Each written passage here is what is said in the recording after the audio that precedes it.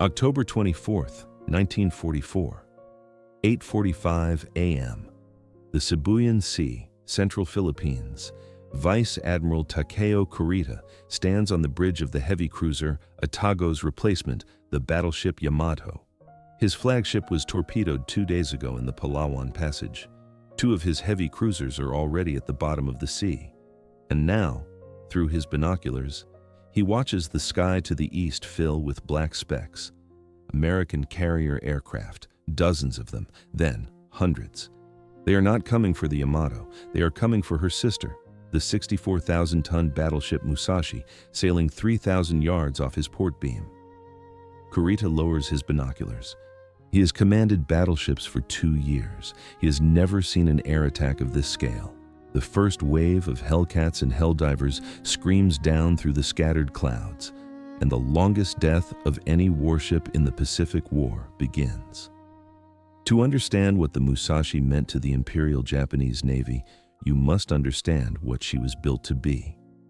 In 1934, Japanese naval planners faced an impossible problem. The United States could outbuild them 3-1. American shipyards could produce carriers, battleships, and cruisers faster than Japan could ever hope to match. The mathematics of industrial war were against them, so they gambled on a different equation, quality over quantity. The Yamato-class battleships would be the largest, most heavily armored warships ever constructed. Each one displaced 72,000 tons fully loaded. Each carried 9 18-inch guns, the largest naval rifles ever mounted on a ship, capable of hurling a 3,200-pound shell over 25 miles. Their belt armor measured 16 inches thick. Their turret faces, 26 inches of case-hardened steel. The theory was simple. One Yamato-class battleship could engage and destroy multiple American battleships simultaneously. They were designed to be unsinkable. The Musashi was the second of the class, laid down at Nagasaki in March 1938 and commissioned in August 1942. For 2 years, she served as the flagship of the combined fleet, the most prestigious posting in the Imperial Navy. Admiral Isoroku Yamamoto himself flew his flag from her towering pagoda mast. But by October 1944, the world had changed. The great battleship duel the Musashi was built for would never come. Instead, she would face a kind of warfare her designers never imagined. Death from the sky.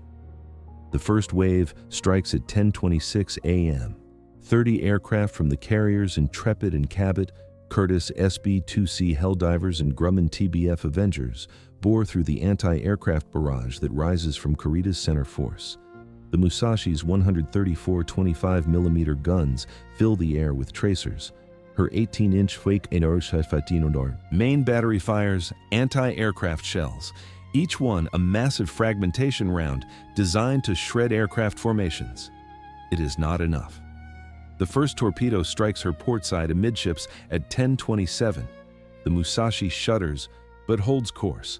A bomb penetrates her deck forward of the first turret, then another torpedo, then another. Captain Toshihira Inoguchi, commanding the Musashi for barely 2 months, orders counterflooding to correct the list. The damage control teams respond with precision. They have trained for this, but they have never trained for what is coming. By 10:45, the first wave withdraws. The Musashi has taken 1 torpedo and 2 bomb hits. Her speed is reduced to 24 knots. She is still fighting. On the Yamato's bridge, Admiral Kurita watches his formation. He signals the fleet, maintain course for San Bernardino Strait. The mission continues. They must reach Leyte Gulf. They must destroy the American transports. But the sky is already darkening again. The second wave arrives at 12:05 p.m. This time, the Americans have learned. They coordinate their attacks. Helldivers diving from 12,000 feet to suppress the anti-aircraft batteries while the Avengers come in low on the water, their torpedoes set to run shallow beneath the Musashi's armored belt. 3 more torpedoes strike the port side, then 2 on starboard. A 500-pound bomb crashes through the deck near the number 1 turret and detonates in the crew quarters below. The Musashi's bow begins to sink. Her list increases to 5 degrees, then 8. Counterflooding can no longer compensate. Water is entering faster than the pumps can expel it. Captain Inaguchi receives the damage reports. His ship has now absorbed 5 torpedo hits and 4 bombs. Any other battleship in the world would be sinking. The Musashi is still making 22 knots, but Inaguchi knows the mathematics. He has seen the sky, and he knows more are coming. He does not share this with his crew. Meanwhile, 350 miles to the east, a very different kind of panic is unfolding.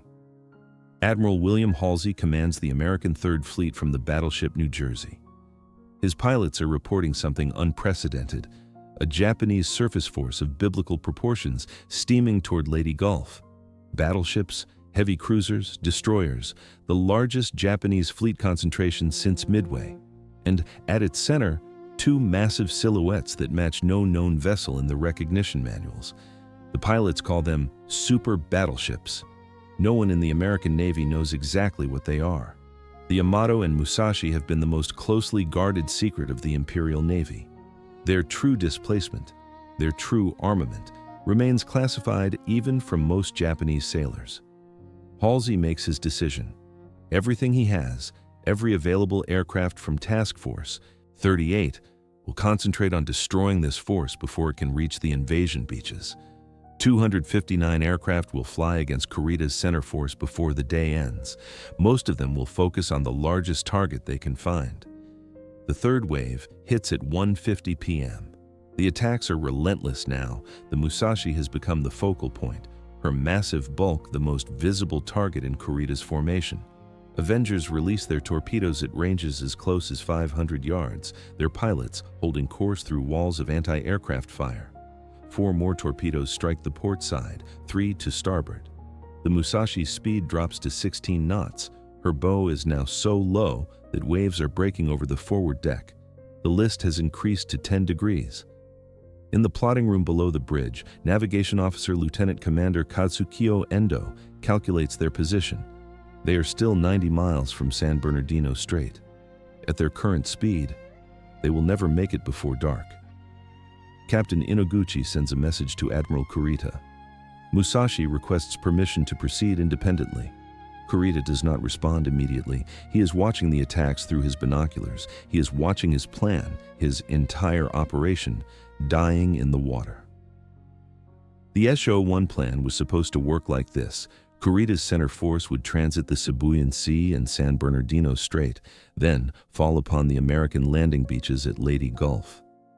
Simultaneously, Vice Admiral Nishimura's southern force would attack through Surigao Strait, and Vice Admiral Ozawa's carrier force, now stripped of aircraft, would act as a decoy, luring Halsey north and away from the invasion fleet. It was a suicide mission from the start. Everyone knew this, but the alternative was to watch the Philippines fall without fighting, to surrender the last source of oil that kept the Imperial Navy alive. Now, Kurita watches the Musashi, the symbol of Japanese naval power, absorb punishment that would have sunk any fleet in history. And still, she refuses to die. The fourth wave arrives at 2:05 p.m. By now, the Musashi is barely moving. Her engineering spaces are flooding. Her boilers are failing one by one. The list has increased to 12 degrees. Lieutenant Commander Shigeru Yoshimura leads the damage control parties below decks. The scene is apocalyptic.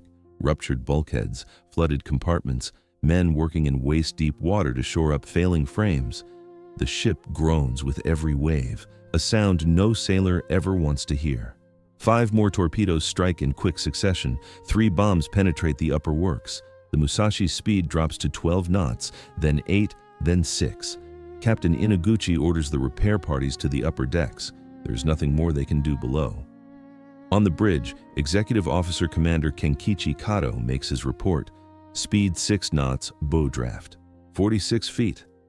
List 15 degrees. Estimated time to founder, unknown. Inaguchi nods. He understands what this means. The Musashi has now absorbed 17 torpedo hits and 17 bombs. She has been under continuous air attack for 5 hours. No warship in history has ever survived such punishment, and she is still afloat. At 3:30 p.m., the final wave withdraws. The sky is empty for the first time in hours. The Musashi drifts in the Sibuyan Sea, Her engines dead, her bow submerged nearly to the first turret. Oil slicks spread across the water for miles. Smoke pours from a dozen fires. Admiral Kurita makes his decision. He signals the fleet to continue toward San Bernardino Strait, leaving the Musashi behind. The destroyers Shimakaze and Kiyoshima are ordered to stand by to rescue survivors. Then, Kurita does something no one expects. At 3:35 p.m., he orders the entire center force to reverse course, to turn away from San Bernardino Strait, to retreat. The signal flags go up. The massive formation, 4 battleships, 6 heavy cruisers, 2 light cruisers, and 11 destroyers, begins its turn to the west. On the bridges of every ship in the fleet, officers stare in disbelief. They are retreating. They have not even reached the strait. They have not fired a single shot at the enemy, and the Musashi is still dying alone in their wake. Captain Inoguchi gathers his surviving officers on the bridge. The ship is listing 20 degrees now. The bow is completely submerged. It is only a matter of time. He gives his final orders. Abandon ship. Transfer the Emperor's portrait to the destroyer Kiyoshima. Save as many men as possible. Then, he turns to his executive officer. I will remain with the ship. Kato protests. Tradition does not require the captain to die. The battle is not over. Japan still needs experienced officers. Inoguchi shakes his head. According to survivor accounts, he says simply, I am responsible. He retreats to his cabin. He will not be seen again. At 7:35 p.m., October 24th, 1944, the battleship Musashi rolls onto her port side. She has been dying for 9 hours. She has absorbed 19 torpedoes and 17 bombs, more concentrated punishment than any warship in history. Her crew has fought fires, counter-flooded compartments, and kept her guns firing until the ammunition hoists failed. Now, in the darkness of the Sibuyan Sea, she begins her final plunge. The surviving crew members, over 1,000 men still on board, slide down her hull into the oil-covered water. The destroyers move in to rescue them, but for many, it is already too late. 1,023 men die with the Musashi. Captain Inoguchi is among them. The super battleship slips beneath the waves at a depth of 4,400 feet, taking with her the last illusion that Japanese industrial engineering could defeat American air power. The reaction among Japanese flag officers was immediate and devastating. Admiral Kurita, receiving confirmation of the Musashi's loss, reversed his reverse and turned back toward San Bernardino Strait. In his post-war interrogation, he struggled to explain his decisions that day. When asked why he had turned away, then turned back, he offered only, I was fatigued. I was under constant attack. I had no air cover. When pressed about the loss of the Musashi specifically, Kurita said something that reveals the shock of that moment. I did not believe she could be sunk, not the Musashi, not by aircraft. The mythology of the super battleships had convinced even the admirals who commanded them. In Tokyo, the Naval General Staff received the news in stunned silence. Commander Chikataka Nakajima, a staff officer, later wrote, When we learned the Musashi was gone, we knew it was over. If they could sink the Musashi, they could sink anything. The war at sea was lost. Vice Admiral Jisaburo Ozawa, commanding the decoy carrier force to the north, received the report while American aircraft were already finding his ships. He later recalled, The Musashi was supposed to be unsinkable. That was the whole theory, that nothing the Americans possessed could destroy her. When she went down, I understood that all our assumptions had been wrong. Everything we believed about naval warfare was wrong. The loss of the Musashi revealed a truth the Imperial Navy had refused to accept. The battleship, the weapon system around which Japan had built its entire naval strategy, was obsolete. It had been obsolete since December 7, 1941, when Japanese aircraft themselves had proven at Pearl Harbor that air power could destroy surface fleets, but the lesson was easier to apply to enemies than to oneself. The Yamato and Musashi represented decades of naval philosophy. They represented billions of yen and millions of man-hours. They represented the belief that Japan could build weapons so powerful, so magnificent, that no enemy could overcome them. In 9 hours, 259 American aircraft destroyed that belief. The surviving crew members of the Musashi, 1,376 men, were rescued by Japanese destroyers and eventually returned to Japan. Many would never speak of what they experienced. The loss of their ship was considered so shameful that official records minimized the disaster. Captain Inaguchi's body was never recovered. His family received only his sword, retrieved from his cabin before the final plunge. His brother, Captain Rikihei Inaguchi, was commanding kamikaze forces in the Philippines at the time. 10 days after the Musashi sank, his nephew, Lieutenant Junior Grade Satoshi Inaguchi, the captain's son, flew his own kamikaze mission against American ships. 3 members of the same family, sacrificed to a war already lost. 6 months later, the Yamato herself would die. On April 7, 1945, she was dispatched on her own suicide mission toward Okinawa, Operation Tengo. She carried only enough fuel for a one-way voyage. Her orders were to beach herself and use her 18-inch guns as shore artillery. She never came close. 286 American aircraft found her off Kyushu. In 2 hours, she absorbed 11 torpedoes and 6 bombs. At 2:23 p.m., her forward magazines detonated. The explosion was visible from the Japanese mainland, a mushroom cloud of fire and steel rising 6,000 feet into the sky. 3,055 men died with her. The age of the battleship ended where it began, in the waters of the Pacific, destroyed by the very weapon it was built to resist.